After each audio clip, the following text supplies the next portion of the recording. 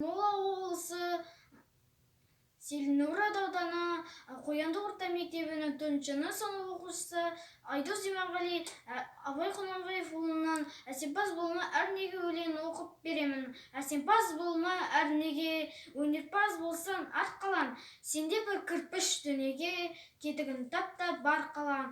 Қайрат пен ақыл жол табар, қашқанға да қуғанға, әділет шапқат кімде бар? Сол жарысар туғанға, бастапқы екеу соңғысыз, бітте қалса қазаққа, алдын жалын артын мұз, барар едің қай жаққа. Байданын көрсең бастырып, мақтанға түспей қайғылма, мініңді ұрлап жастырып, майданға түспей бәй алма.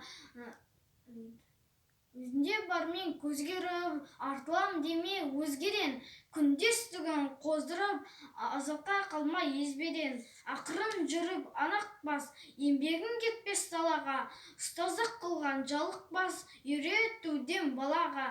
Көлеңке басын ұзартып, алысты көзден жасырса, күнді уақыт қызартып, көк жиектен асырса, күңгір көңілін сырласар, сұрғылт тартқан бейуаққа, төмен қарап мұндасар, ой жіберіп әр жаққа.